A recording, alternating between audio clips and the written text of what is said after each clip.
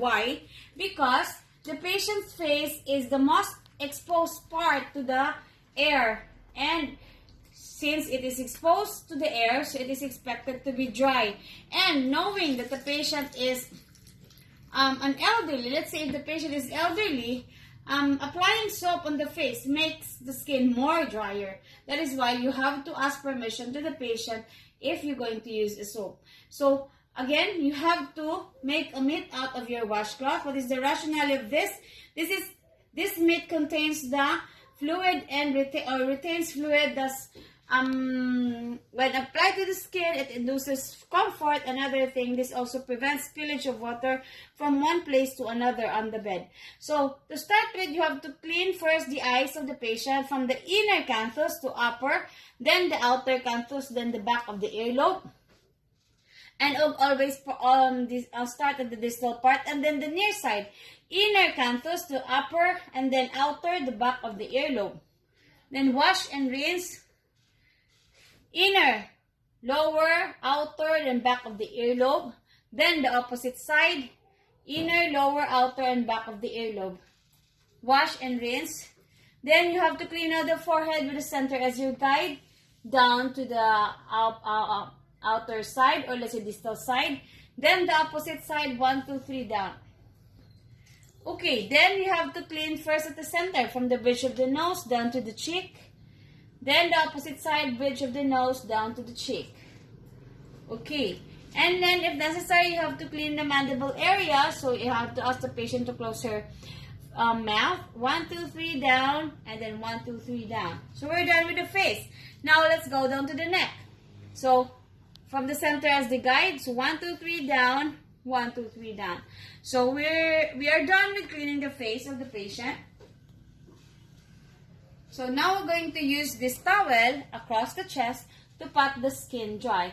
What is the rationale of patting the skin dry? This will going to prevent injury to the patient, because if you're going to rub the skin of the patient, you're causing friction. So if you're causing friction, you are having this tendency to cause an injury. Patting the skin dry will just simply seal the moisture of the skin.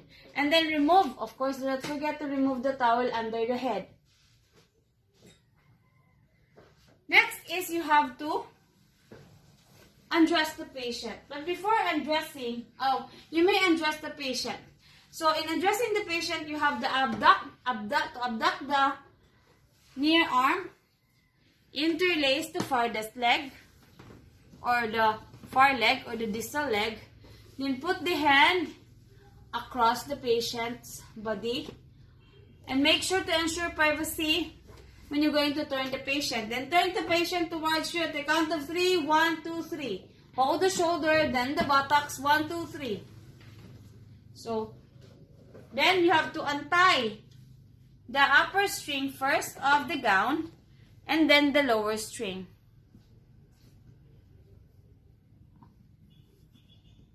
Okay.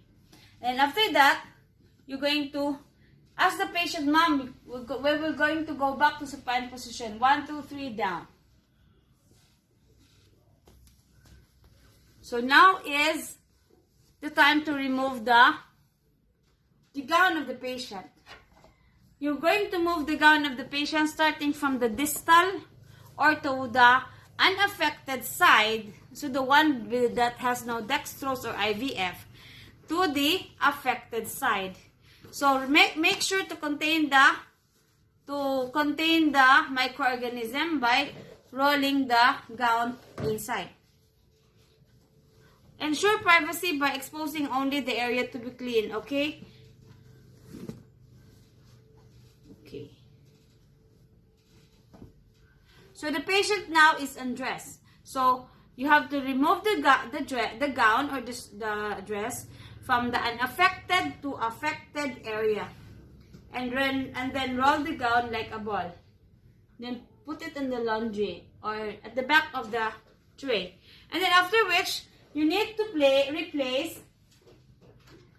replace the top sheet or the blanket of the patient with a bath blanket. This one, or big towel. to condition the mind of the patient that she must or she will take a bath. Because using the bath towel will ensure that the patient will going to take a bath. Okay, again, provide privacy always.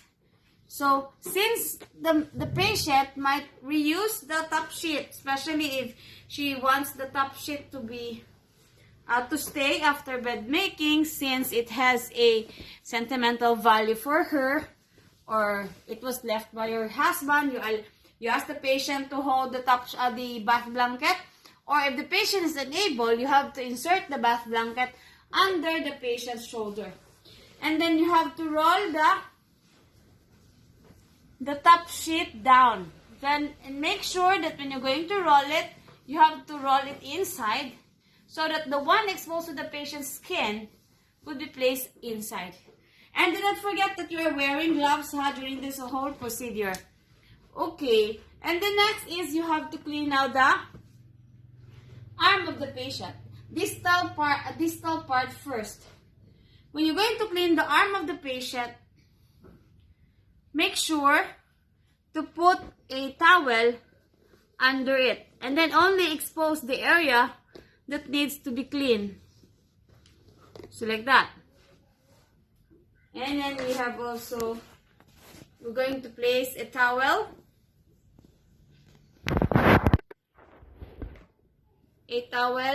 Under the basin, where we're going to soak now the hand of the patient with water.